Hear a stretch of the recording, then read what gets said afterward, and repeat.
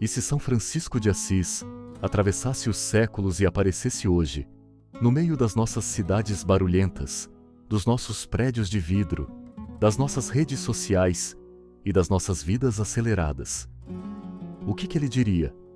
Ele caminharia pelas ruas iluminadas por telas, não por estrelas.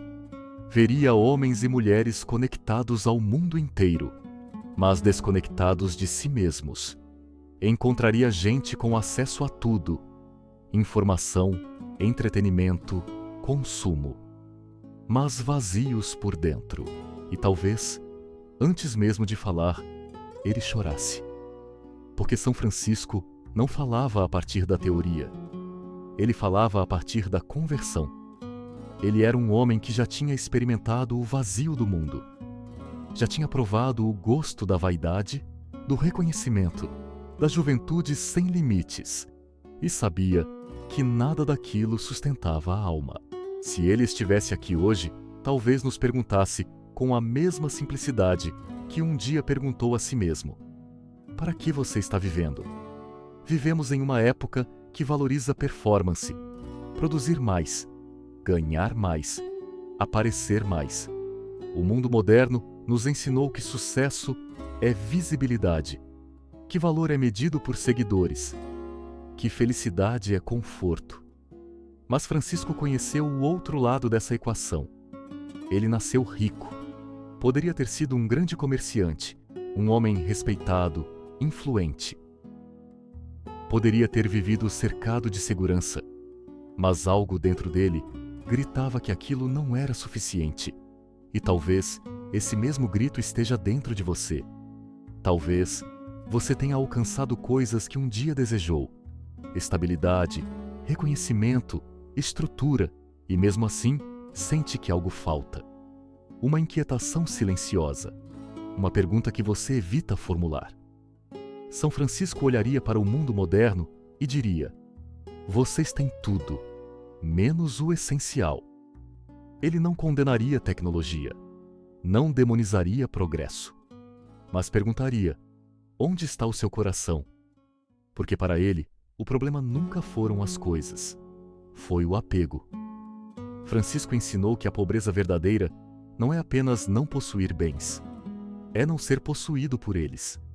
Hoje, somos possuídos por agendas, por metas, por comparações, por expectativas sociais. Somos possuídos pelo medo de ficar para trás, pela necessidade de provar valor.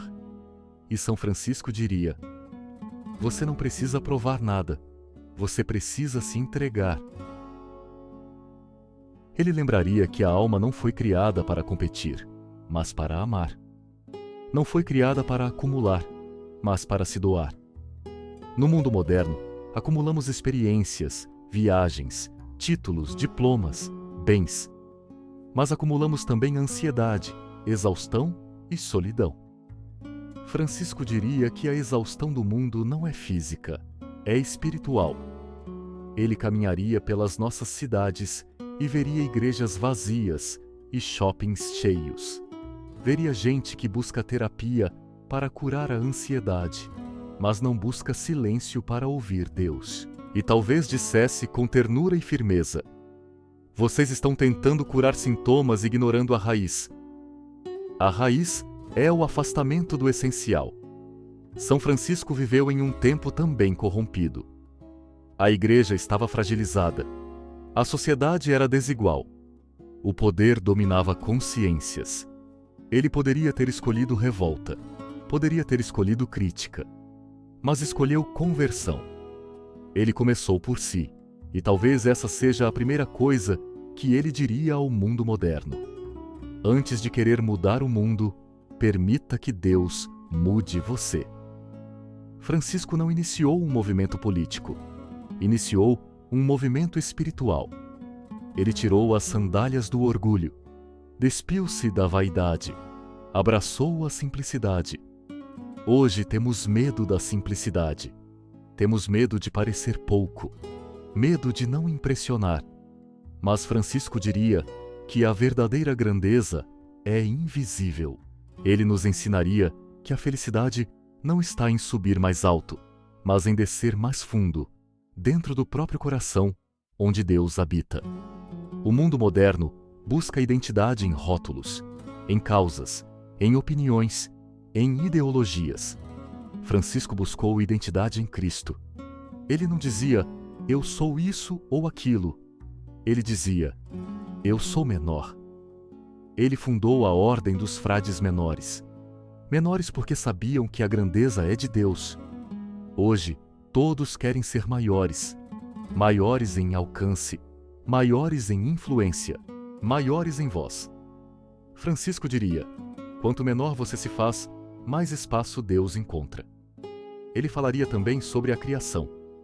Em uma época de devastação ambiental, de exploração desenfreada, ele nos lembraria que a natureza não é recurso, é irmã. Ele chamava o sol de irmão, a lua de irmã, a água de irmã água. Ele via Deus refletido na criação. O mundo moderno vê utilidade. Francisco via sagrado. E talvez nos perguntasse, vocês ainda sabem contemplar? Porque contemplar exige silêncio, e silêncio é raro. Vivemos rodeados por ruído, informação constante, opiniões incessantes. Francisco viveu rodeado por canto de pássaros e vento nas colinas. Mas o silêncio que ele viveu não era apenas externo, era interno. Ele silenciou o ego. O mundo moderno tem dificuldade com silêncio porque o silêncio revela quem somos sem distrações. E é aí que encontramos o vazio. Francisco não tinha medo do vazio. Ele atravessou o vazio até encontrar Deus. Ele também falaria sobre sofrimento. O mundo moderno foge da dor a qualquer custo. Medicamos, anestesiamos, distraímos. Francisco abraçou o Cristo crucificado. Ele não romantizava a dor, mas sabia que a cruz não é fracasso, é passagem. Hoje queremos ressurreição sem cruz, vitória sem sacrifício, glória sem renúncia. Francisco diria, não existe amor sem entrega. Ele lembraria que o Evangelho não é confortável, é transformador. E talvez nos perguntasse, olhando diretamente em nossos olhos, você ama a Deus ou ama o conforto? Essa pergunta desmonta, porque o mundo moderno nos ensinou a negociar com Deus, a adaptar o Evangelho às nossas conveniências. Francisco não negociava. Ele tirou as roupas diante do Pai terreno para assumir o Pai do céu. Aquilo não foi teatro, foi ruptura, foi decisão. E o mundo moderno tem medo de decisões definitivas, tem medo de compromisso eterno, medo de promessas para sempre, medo de radicalidade. Francisco diria que radicalidade não é extremismo, é coerência. Se Deus é o centro, então tudo gira em torno dele. Ele também falaria sobre fraternidade. Em uma época de polarizações, divisões e ódio virtual, ele diria, vocês esqueceram que são irmãos. Francisco atravessou fronteiras religiosas para encontrar o sultão no meio da guerra. Ele não foi para vencer debate, foi para testemunhar paz. Hoje, queremos vencer discussões. Francisco queria salvar almas.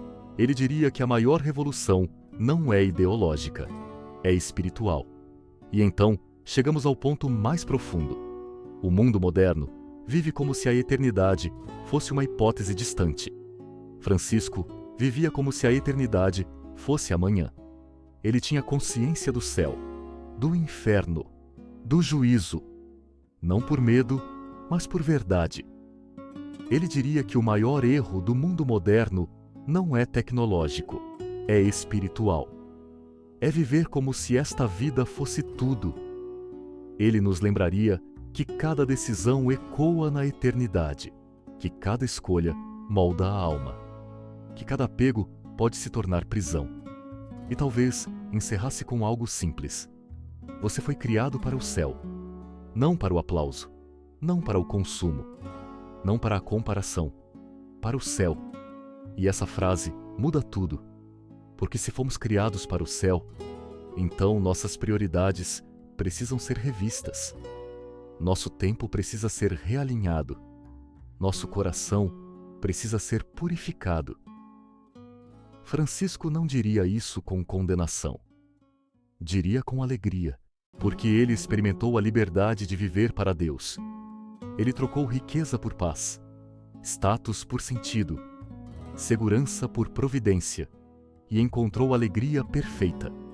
A pergunta final não é o que Francisco diria ao mundo, é o que você fará depois de ouvir.